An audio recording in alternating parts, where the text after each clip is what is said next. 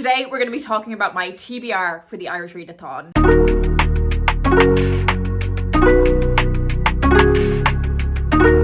If you don't know what the Irish Readathon is, you must be new here. Welcome to the gang. Every single year, myself and my co-host Aoife run the Irish Readathon, which is a month devoted to celebrating and uplifting Irish books and Irish writers. It's very casual in participation requirements. If you just read one Irish book throughout the entirety of March, you are participating. There are some ways to kind of gamify your participation a little bit more with some challenges or prompts, and I myself read solely Irish books in March. All of the information that you need for the readathon will be listed down below in the description. My announcement video, Aoife's announcement video, our playlists of Irish Readathon videos so you can get recommendations, our Discord server where we chat about the Irish books that are on our radar, what we're reading, and also our Storygraph challenge as well. Everything you could possibly need for the readathon is down below in the description. And for the prompts this year, we've kind of gone for a bit of a favourites theme. We've looked back on years gone by of the readathon because we've been doing it for such a long time now and reflected on some of our favourite challenges that we've had over the years. But a challenge that we have every single year is to read a book with green on the cover, and I have gone for Sushi for Beginners by Marian Keyes. So for a prompt that has been a yearly tradition, I've gone for an author that has become a yearly tradition. I always read a Marian Keyes book in the Irish Readathon. I first discovered Marian Keyes very late to the party, maybe in 2019, 2020, when Grown Ups came out. I read that, absolutely loved it. And then I read a couple more of her then most recent books. So I read The Break and The Woman Who Stole My Life. And I am just completely obsessed with her writing. So I have since decided to go back to her very first novel and start working my way through them in publication order. And the next one on my list is Sushi for Beginners, which very conveniently has this type in green. So this isn't one of the ones that I've heard loads about over the years. I think it's maybe one of the lesser read and lesser well-known Marian Keyes books. But this one is about 3 different women who are at a bit of a crossroads in their life, which is a kind of theme that I recognise from other Marian Keyes books. And these 3 women could either go down a route that will lead them to great happiness or a route that will be more damaging for their wellness and mental health. Marian Keyes books are definitely more chunky than books that I typically read, but because of the writing style that she has, I never feel like it's a slog or it's going to take me ages to get through. Despite their length, I always find myself getting through them really quickly.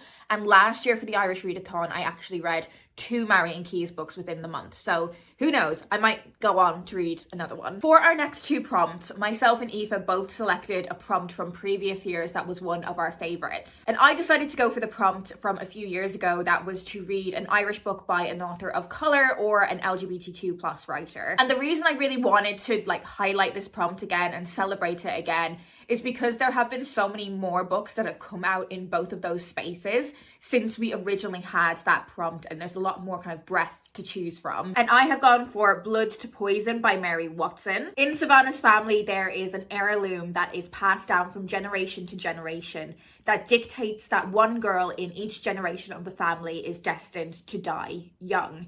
And these girls are called Hella's girls, named after their enslaved ancestor with whom this curse began. This sounds really different to any kind of book that I've read before in the young adult space, and quite unlike anything that I've read in previous years for the Irish Readathon as well. So really looking forward to reading this one. And as this is one of my favourite prompts from years previous, I think it's quite likely that I will pick up a few more books or maybe buy some more books as well that will fit into this prompt. That's also something that I want to flag in this TBR. This is just my main TBR for fulfilling the challenges. If all goes to plan and I have a good reading month, there will be more books that I read throughout the month, and I'm going to do a full video on Aoife's favourite prompt that she wanted to read. Aoife's favourite prompt that she wanted to bring back was to read an Irish book that had some sort of myth and folklore incorporated into the story. And for this, I've gone for The Stormkeeper's Island by Catherine Doyle. I don't know how I haven't read this book before. I've read a few Catherine Doyle books, and I have a feeling that this won't be the only one of her books that I read during the readathon, but this is one of her children's middle grade books. This is set on Arranmore Island, and once a generation, the island selects someone to become the Stormkeeper. And the Stormkeeper is able to wield the island's magic and protect the island. Our main character, Fionn, his grandfather is the current Stormkeeper. He's quite a secretive, eccentric man, and it is time for him to step down from his position and responsibilities as the Stormkeeper. But deep underground beneath the island, a sinister magic has been waking up. Someone has been waiting for Fionn, who is intent on rekindling an ancient war. So I think there are lots of kind of folklore elements in the inspiration for this story, incorporating elements of ancient Ireland, myth, folklore. I think this is going to be a really fun read during the readathon. For our next prompt, we enlisted the help of friend of the readathon, Lauren, from Lauren and the Books, and we asked her to pick one of her favourite prompts from years previous, and she went for an Irish book that has won an award. And I thought this one was going to stump me for a little while. I feel like in recent years my reading taste has skewed slightly commercial in some of the stuff that I really like reading. And I think those kinds of books don't typically attract awards attention in the same way. Or I had a lot of books on my TBR that had come out in like the last year or so, and the award season for those books haven't come round yet. But actually when I did go to my shelves to have a look, there was the perfect book there. Hamnet by Maggie O'Farrell. Now this definitely won the Women's Prize for Fiction back in 2020, and I have a feeling that it probably won like other awards as well. I have heard so many brilliant things about this book. I know so many people whose opinions I really trust that have absolutely loved it, but it is so unlike what I typically read because it is like historical fiction. So it's set in the late 1500s in Stratford-upon-Avon, and this is the story of William Shakespeare's son, Hamnet. This prompt is perfect for encouraging me to read this, and I do actually find when I pick up something that is in a genre that isn't really in my comfort zone, I actually find it a really positive reading experience because it stands in such contrast and distinction between the other stuff that I'm reading. And then the final prompt that we had was to read your favorite prompt from a previous year, which I guess for me just means I get a free hit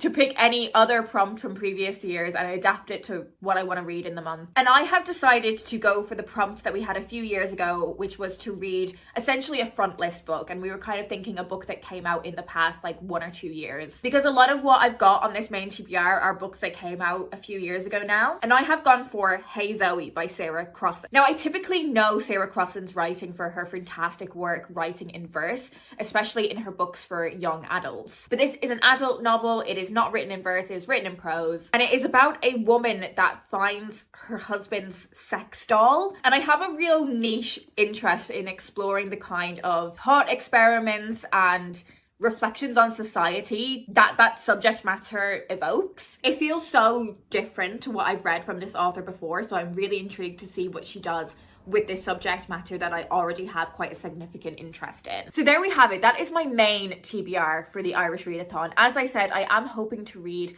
more books than this. These are just the ones that I'm picking out to fulfill the reading challenges. And I will do a full video talking about my entire Irish TBR. Now, not only do I want to read more books than these because all of my reading in March will be Irish books. It is my goal to read 10 books every month this year. But I do also want to incorporate some more books that are like set in Ireland and deal with what might be traditionally considered kind of Irish themes. I think typically when people think about Irish writing, there's kind of an association with like trauma. And I think especially themes around like religion and the church and the specific experiences of womanhood because of the influence of those factors. And I think a lot of Irish fiction has typically like reflected on the past and highlighted some of the kind of collective trauma that Irish people experience.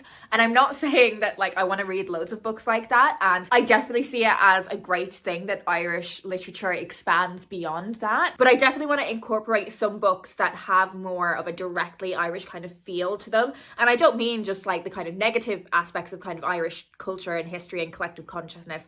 I also mean like the sense of humor and the most amazing parts of our culture that I absolutely love. But yeah, keep your eyes peeled for another video where I talk you through all of the Irish books on my TBR. Let me know down in the comments if you are participating in the readathon, what you're thinking about reading. Do join the Discord server if you're interested in chatting more with us about the Irish Readathon.